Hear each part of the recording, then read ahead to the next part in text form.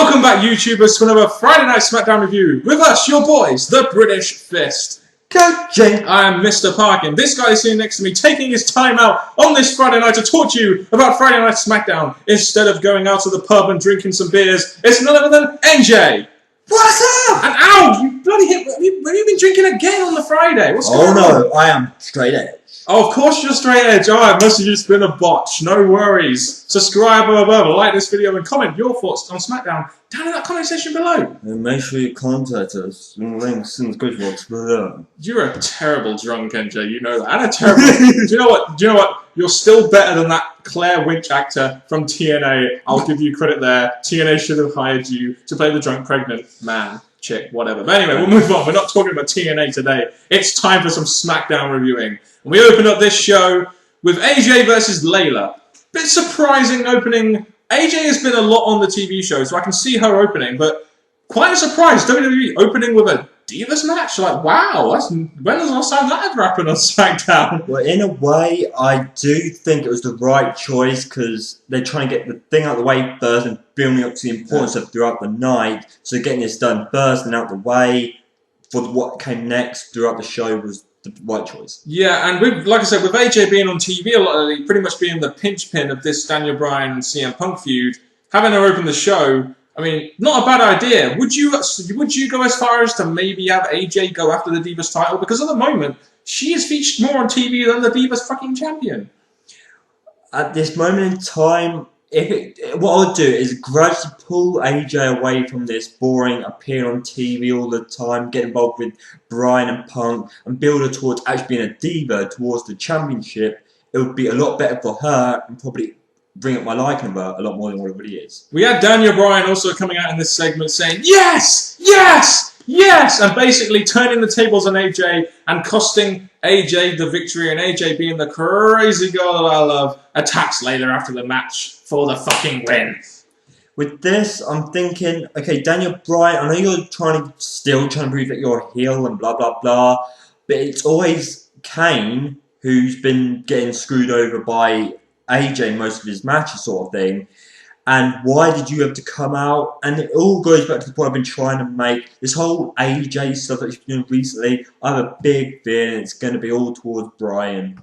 It might be, but there we go. It could be a swerve that they give us at Money in the Bank. Who really knows? And afterwards, we had a segment between Daniel Bryan and AJ where it was really long and drawn out because the whole point of the segment was to have Vicky Guerrero come out, and Bryan announces he wants AJ banned from the WWE Championship match, but now she is the special guest referee. And I think a couple of ROH bots just died inside at that decision, didn't they, NJ? That is the truth. They probably did. But the thing about this is the choice they get, all special something. The thing is, of all the choices, what would you rather pick? What would you rather be? Commentator.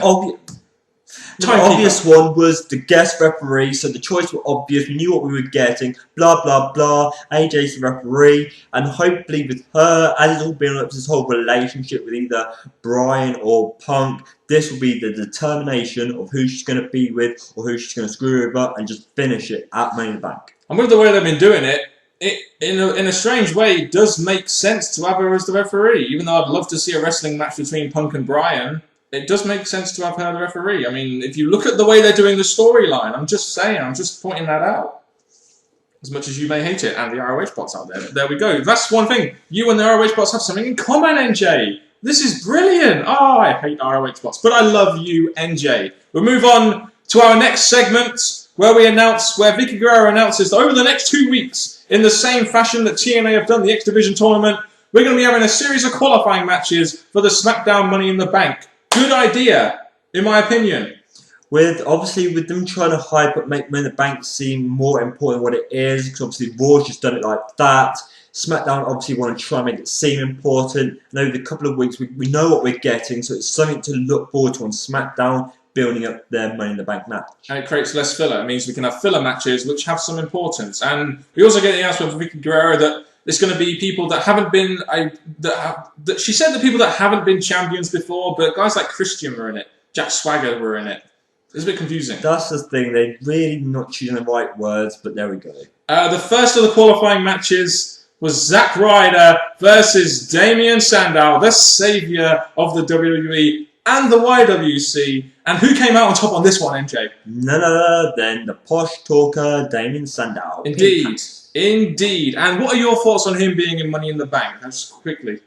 Two sides again with him, because obviously with him, the feud, because this was a temporary feud, him and Riley, they've been building it up, putting this on was good. Obviously they've been at the Money in the Bank qualifying, so adding these two in, because they had some purpose on SmackDown, was good. Sandow's been building himself up, and he is moving quite rapidly, because obviously the WWE sees something good in him.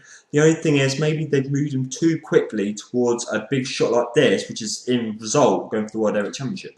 I mean, you look at it and you think, can Damien Sandow really be a viable contender for the World Heavyweight Championship? Based on his mic skills, you may say yes, but based on his build, no. But Damien Sandow is a character that I really do like and that really does entertain me, and I wouldn't mind seeing him in Money in the Bank. He's probably not going to win, but he can at least add something to that match which only he can add. And I was going to say this for the overall thoughts, but with Sandow, we were speaking about Money in the Bank should be given to younger wrestlers. And as we've probably seen from this night, he's pretty much one of the youngest one, or the newcomers, who could probably go all the way if the WWE were to book it properly.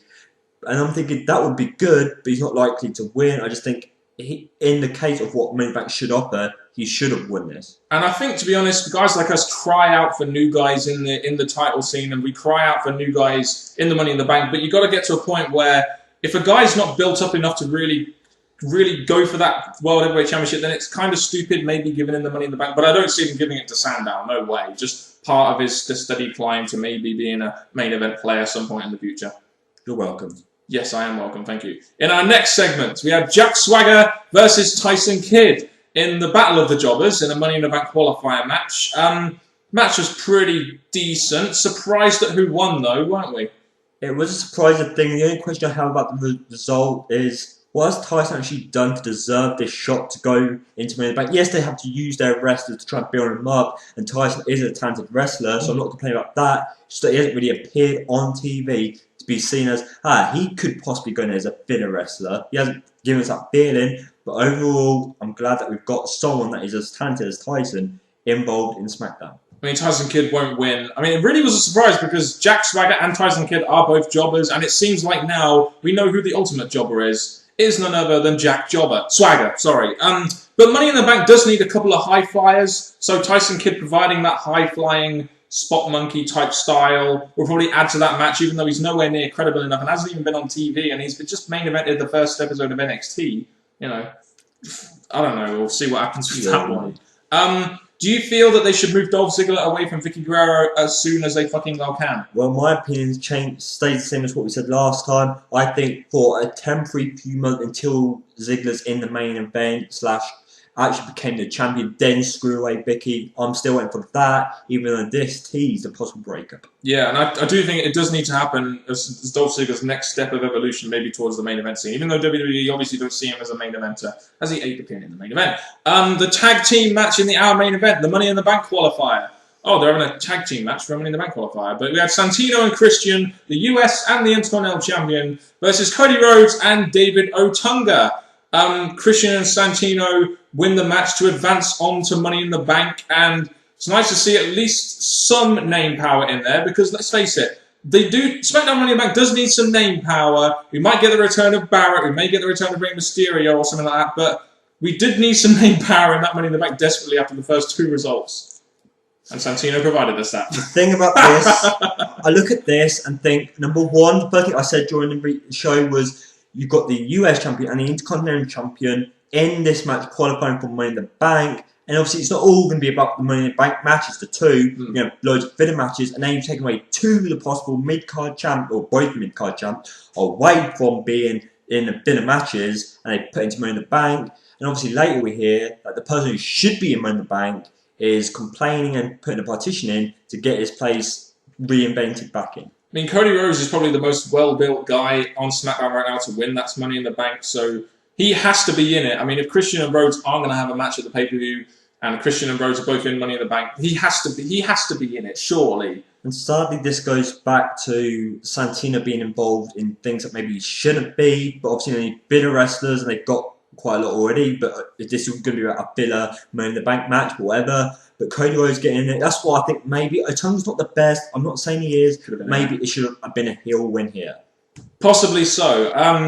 After that, we had Ryback versus two local jobbers. Rinse, lather, repeat. Pretty much. He will get over someday. Just in the meantime, the squash matches are getting a little bit repetitive and boring. And yeah. 3 words. Feed me more. Yeah, feed him free. But there we go. Teddy Long is going to be the GM next week for Raw and SmackDown as part of the 1000th episode of Raw's guest GMs. It's going to be some tag team main events, aren't there? And one was made with Xana and Cesaro versus none other than Layla. Yes! And Craig Carly. I thought you were doing Zack Ryder for a minute there, RJ. But yeah, that's definitely not going to be the main event. But we'd be surprised if we made some tag team main events, player. We're going to have the live SmackDown on Tuesday, the Great American Bash. Haven't really advertised it that much, have they? Not very well, but at the end they do mention that tune in, blah blah blah. So they did at the end, but not really enough throughout the show, because most of the show filler was the 1000th episode of Raw, continuing video pack. Not something different about Raw, the same ones we've seen continuously before. And when you've seen them all before, it's filler and you don't really want to watch it. And we got a lot of that on SmackDown this week, didn't we? A lot of fucking filler, which is annoying, even Raw rebounds. Just shake your head at that. Yeah, that's pretty much what I'm going to do. Justin Gabriel versus Tensai in a Money in the Bank qualifier match. I thought Justin Gabriel hasn't been on TV lately, so you knew that Tensai was probably going to win this. I think Gabriel and Tensai could have both been in it. Gabriel could have provided us another one of those high flyers. Tensai definitely could be in the Money in the Bank. The thing I'll say about this match is that Gabriel is just a bit like Tyson. Yeah. He is a guy that is talented, great in the ring, but he's not really been around for us to say he's definitely going to be one to go into Money in the Bank. Tensai, I guess this is WWE's way, because they know that he's been in the main events but failing. They're thinking, right, we're going to put him back up there and hopefully start using him more. But he's still not a credible person to win. But it's just poor that Justin Gabriel is slipping back down. Indeed, and we really don't have that many credible people in the Money in the Bank. But we'll move on to our main event of the evening, which was advertised on Raw. Sheamus versus Del Rio versus Dolph Ziggler. That terrible segment on Raw has led to this main event. And the match itself was pretty decent. These guys put on a pretty decent triple threat match, in my opinion. Majority of the match, in my opinion, probably over half, was about Sheamus looking very dominant indeed. It was more at the end of the match where I just saw the heel obviously either working well together or obviously becoming more stronger in the match. But in my eyes, Sheamus was obviously booked the way it's always going to be booked right now. It's too strong. And I'm just like at the end, the heels actually showed that they could have won, but obviously they weren't going to. And do you think with Sheamus' strong booking that people in the especially in the YWC and IWC, do you think people, because of the strong booking of Sheamus, will start to hate Sheamus? Kind of similar to how they started hating Orton. Do you see that? Because I think that will happen soon. Sheamus will be like the newest Breakfast Club member, and people will start hating him. Sadly, when you look at Sheamus, a guy that his booking in the past was even, and he actually got a push, but now it's becoming a lot stronger just because he's meant to be the top face of SmackDown.